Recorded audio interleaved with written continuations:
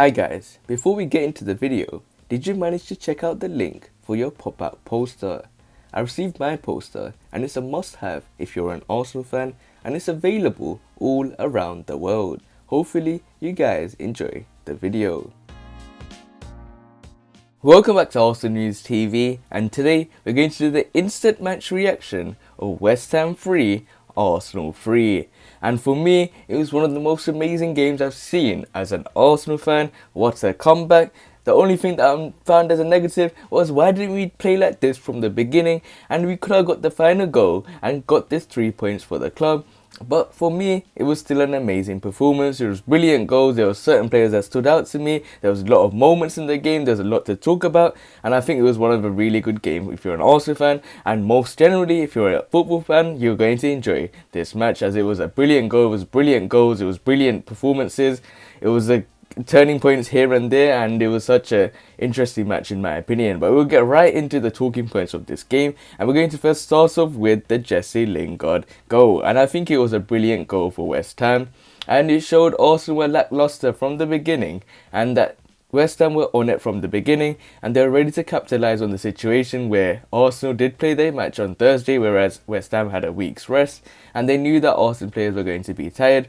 So from the off, they played with high pace, high counter, high speed, and they changed the fluidity of the game for West Ham's favour. And it was a brilliant goal by Jesse Lingard. I can still see that goal in my eyes.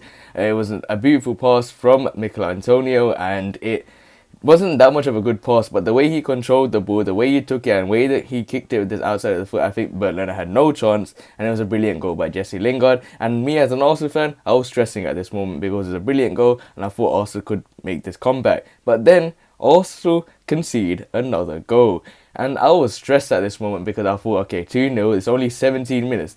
The difference between Jesse Lingard's goal and Jared Bowen's goal was just 2 minutes, with Lingard scoring in 15 and Bowen scoring in 17 minutes. And it was just once again showing how lackluster Arsenal were again.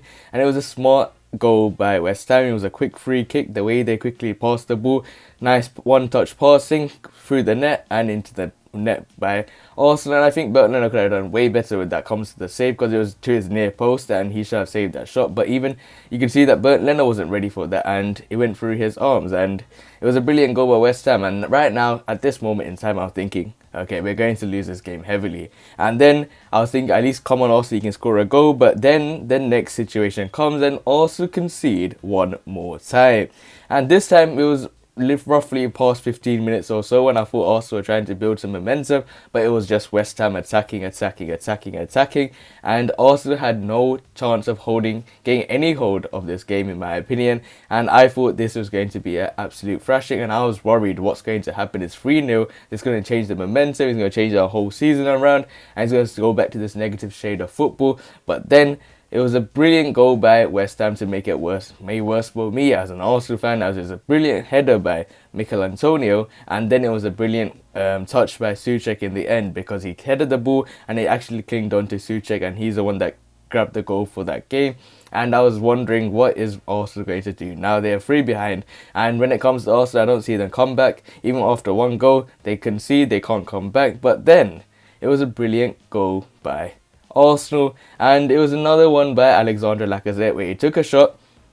It was deflected by Souček, and once again it comes from one man in that right back position, Callum Chambers. Even I was thinking, why Callum Chambers? And what a player he is. He was bombing down that right hand side. Every time he got the ball, it was a brilliant cross into the nets, and you clearly see why Hector Bellerin was dropped. You clearly see Mikel Arteta, what he sees in this team, and he's giving the players, if they deserve it, they're getting the opportunity. And that's what Callum Chambers received, and it was a brilliant pass onto Alexandre Lacazette, and he took a touch. It was a deflected goal, and it was a brilliant goal for Arsenal in terms of, okay, it's 3-1 now. Is Mikel Arteta and Arsenal going to come back from this game? And then it was half time, and then straight after that, literally 15 minutes or so, Arsenal were bombing down that right hand side, were bombing down the left hand side, and for a change, Arsenal were bombing down the right hand side. And this is the first time I've actually seen Arsenal play sensational football down that right hand side. And there was two players in that picture you just saw, which was Callum Chambers and Martin Odegaard. With Martin Odegaard drifting down to the right hand side, I think it offered more of a dynamic to the right hand side. And Callum Chambers, once again, he puts a beautiful cross into the box. Even Pierre-Emerick Aubameyang was the last man to get into the back of the net, but it was a difficult clearance by Craig Dawson, and he made it go into this back of his own nets. And once again, Arsenal were doing everything they could, and they really have to give their praise towards Callum Chambers, because what a performance, what a pass into the back of the nets.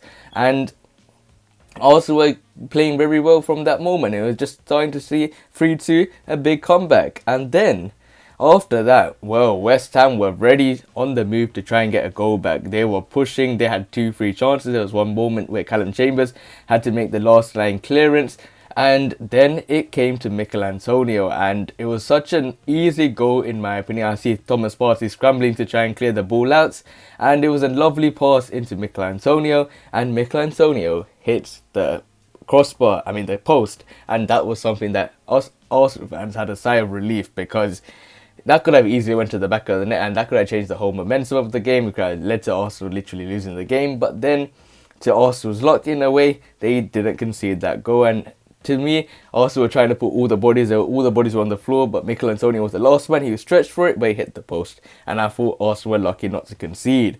But then we go to the next moment, and what a goal by Alexandre Lacazette. And once again, this goal comes from the right-hand side. So I see Mikel Arteta making substitutes. He's bringing on Gabriel Martinelli.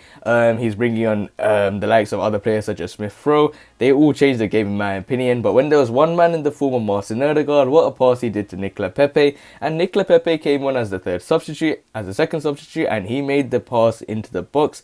And it was this time from the right-hand side again. A lovely ball into Alexandre Lacazette. And there was only one man that's going to header it with his head, and that was going to be Alexandre Lacazette. And what a brilliant goal. When it comes to Alexandre Lacazette and London derbies, you have to count on Alexandre Lacazette going to score, and he done a brilliant goal against with his head, and it was something that gave Arsenal a chance to get back, but it was unfortunate to not get the win. But we would take a draw at the end of the day, considering the fact that we were 3-0 down at the moment. But now is the bigger picture. What is the big question for this Arsenal team now? And what does this game actually mean for the Gunners? Well, if you think about it, you can see clearly that one thing is that Arsenal know how to come back from a heavy loss, and that's something that I like to see. They have a steel of minds now. They're more focused. They don't want to capitulate, and they're more focused into trying to get a goal back, working harder for the team, and really knowing how to come back. But what does it mean for the terms of the Premier League? For me, this is just showing us starters to what the Europa League is going to be like. And I think Mikel Arteta and Arsenal have a huge chance in the Europa League. If they continue and play like this from the start instead of trying to come back, then I think Mikel Arteta has this team trying to win the Europa League in my opinion. But we have to wait and see how this one happens. Hopefully you guys enjoyed the video. But other than that, guys, remain blessed. Stay tuned for the next video, and peace.